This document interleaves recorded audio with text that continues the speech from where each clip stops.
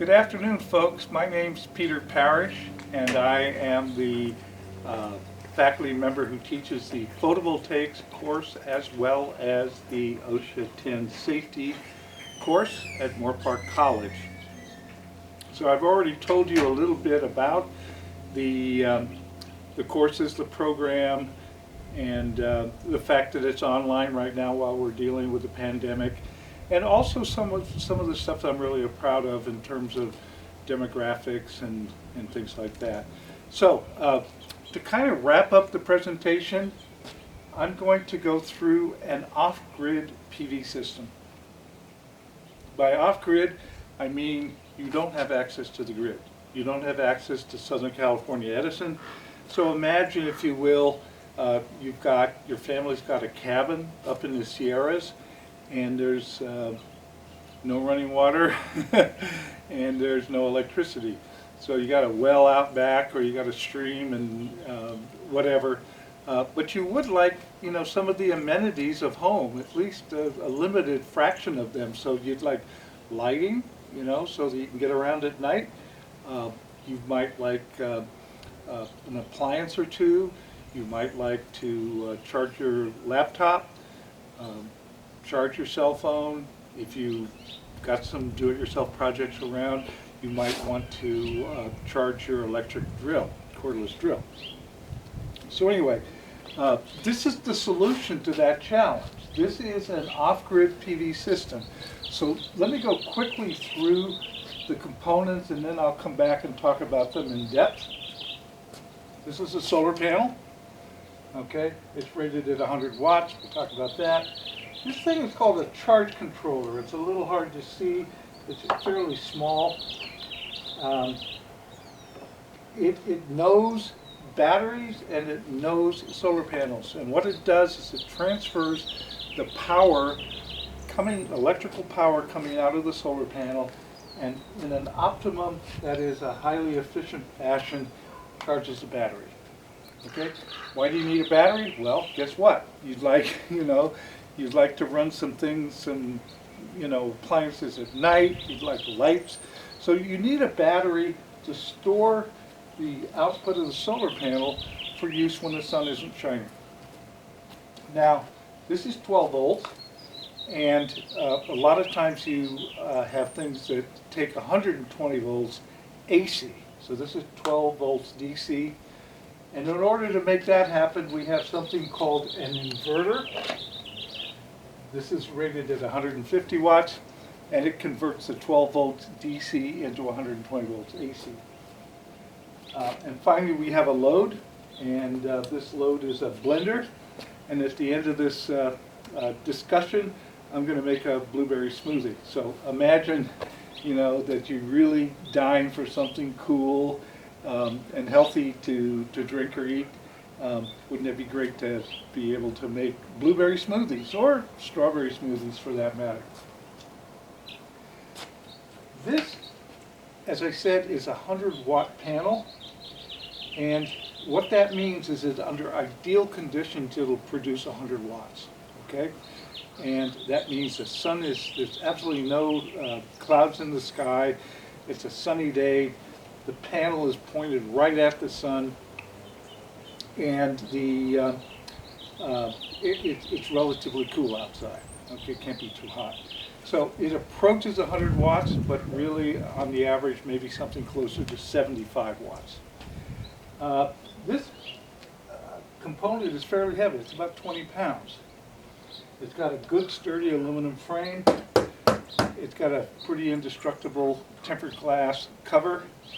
And as I said, it weighs about 20 pounds. This charge control, and the output of this can vary anywhere from 0 to about 18 volts. Well, maybe as high as 21 volts, okay? So one of the challenges is to convert that variable voltage into a constant, steady 12 volts to charge the battery. So this charge controller performs that function, and it does something else. It prevents the battery from getting overcharged. So it knows batteries, knows solar panels, and it's basically a workhorse. The battery is 12 volts. It's rated at 34 amp hours.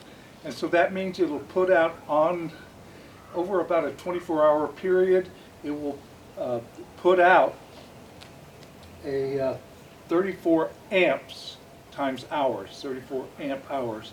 So if the draw is higher, it'll put it out for a shorter period of time. And if it's if the current draw is higher, it'll put it out for less. And so the product of the current times the time is 34 amp hours. Okay? This inverter is rated at 150 watts, and it's also referred to as a sine wave inverter. So a sine wave inverter puts out a smooth sinusoidal current, and there are inverters that don't produce a very smooth, it's somewhat jagged, and so you pay a premium for the sine wave characteristic. And it's rated at 150 watts continuous duty. And representing our load is a pretty standard blender, and we're going to make blueberry smoothies at the end. This little puppy is a kilowatt, and you can get it just about at any electronics store. It measures AC voltage, AC amps, AC watts, and kilowatt hours. By kilowatt hours, I mean how much energy has this device consumed over a period of time. So kilowatt is a power, kilowatt hours is energy. Okay, one of the drawbacks of this whole system is the size and the somewhat cumbersome aspect of this solar panel. So there is an alternate panel. It's very lightweight, and it is flexible. It weighs 4.2 pounds instead of something closer to 20, but electrically it's identical. So it has a series of 6 grommets along the periphery, and you could hang it up in a tree, you could hang it on the side of your cabin, you could put it in the back of your pickup truck. If you happen to have an RV, you could hang it on your RV. So it's flexible, it's lightweight, and it's quite convenient. You pay just a little bit more for this guy than this guy, but as I said, electrically they're identical.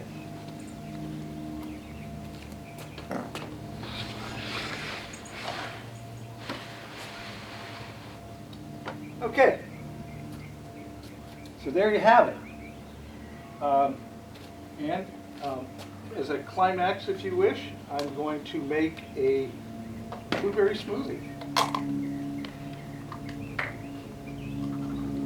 I'm going to take about a cup of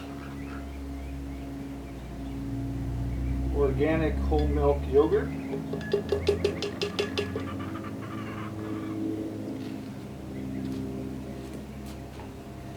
I'm going to take about a quarter cup of blueberries.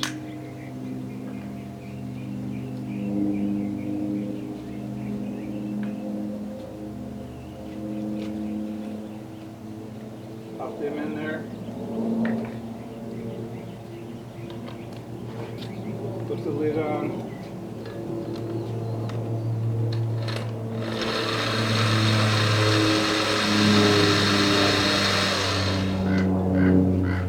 Don't want to overdo it.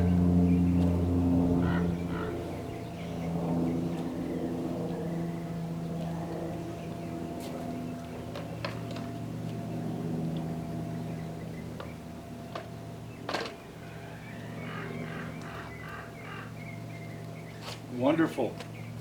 So, a blueberry smoothie. That's it for the demo. Thank you so much for joining me.